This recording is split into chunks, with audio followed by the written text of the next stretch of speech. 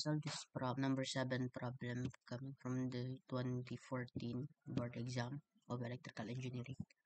So a balloon is released of eye level and rises at a rate of 5 feet per second. An observer 50 feet away watches the balloon rises. How fast is the angle of elevation? Measuring 6 seconds after the moment release. So ito yung itsura ng kanyang diagram, or in the Fermat diagram.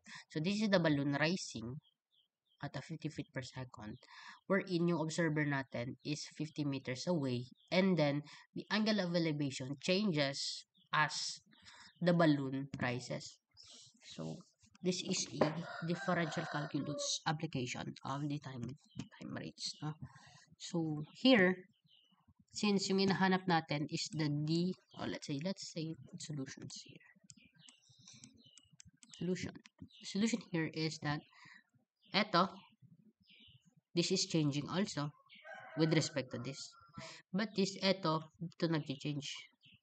Kasi hindi naman siya pumupunta doon, or hindi naman siya pumapalayo ng another distance. So, ibig sabihin, we can consider this as constant. Okay? So, yung hinahanap dito is the rate of the angle of elevation na nag-change siya. So, that is d theta over dt. Yun yung hinahanap dito.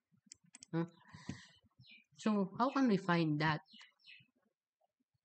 Saan formula ba tayo makakahanap ng theta? We can use this relationship. This is adjacent side with respect to this angle. And this distance here, or the height, is opposite to this angle. So, we can use the tangent law. So, tan theta is equal to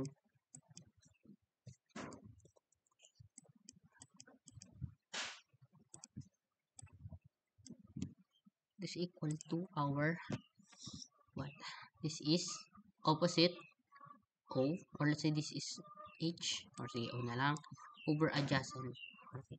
Or say this is H na lang, H divided by the distance, or that is the opposite side.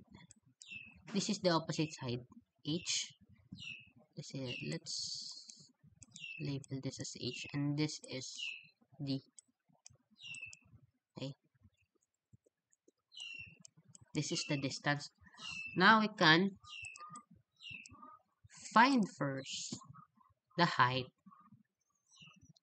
here in order for us to find the angle. It was said this is at 6 seconds. At 6 seconds. So, how can we find H here? We can find H there. This is height, right? Or this is distance. Distance is just equal to velocity times time. Velocity, or this is the rate.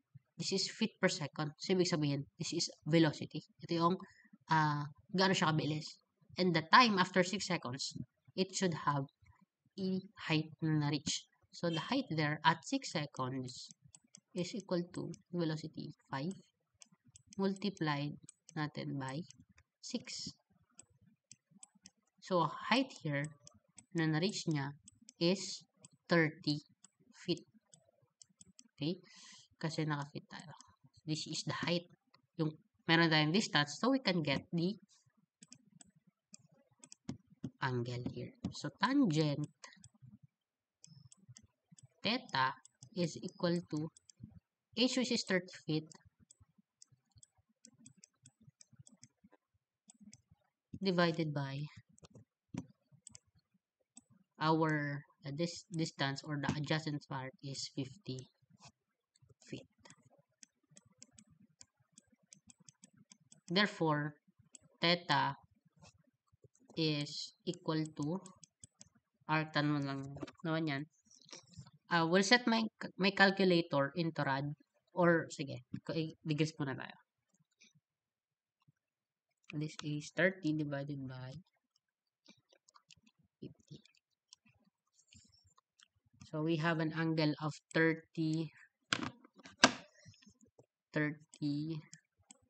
30.96 degrees. But the choices here is in rad, right? So, convert natin to sa rad para mamaya di na tayo mag-convert or mamaya, sige, try natin degrees na lang muna tayo. And then, we convert this later to rad on final answer. So, this is the angle. Now, how can we solve for the d theta? In order to find the d theta, we should derive this. No? So, tan theta, yung tan theta natin, tan theta equal to, I will treat the distance as a constant. So, ilalagay ko na hindi siya nag-change. So, this is a variable h. And then, over the distance, 50 feet. As the feet changes, ito yung distance na hindi nag-change. Ito, mag-change to once I derive this. But here, di ko na ipa-plug in sa 30 dito since this is 30 feet at 6 seconds lang naman yan. So, yung hahanapin natin dito is the change in tan theta or the change in the angle. So, therefore, once I derive this with respect to time, this will become, what's the derivative of tan theta? This is secant square theta. Okay?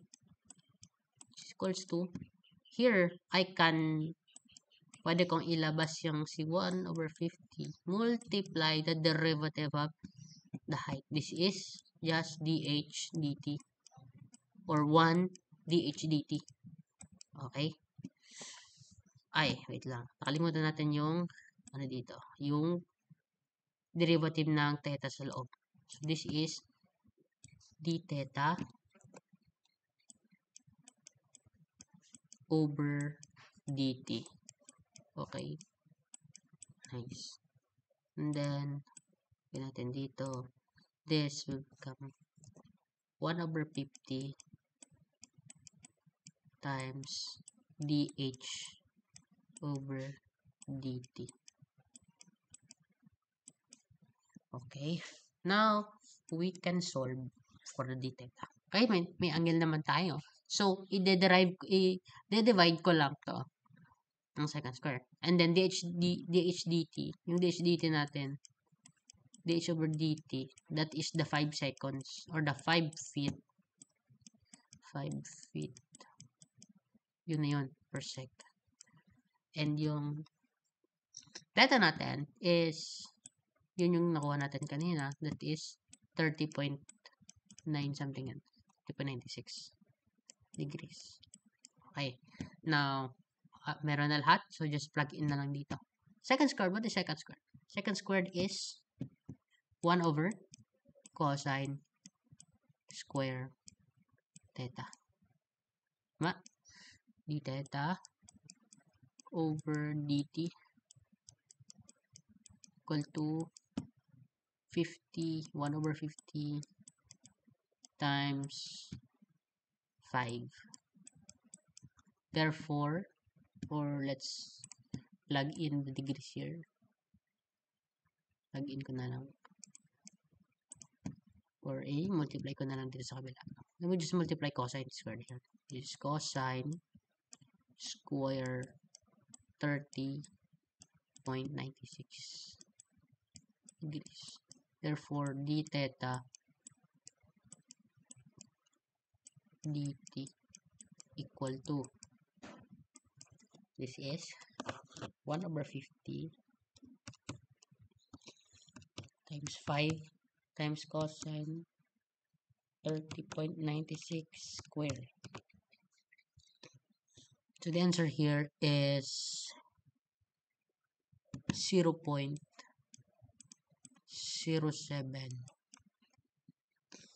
So whether we use rad or degrees here, we the dt here, we don't have degrees per second. We always use 0.07 rad per sec. Okay, that's the answer. Okay, this is the answer. Yun, paano natin?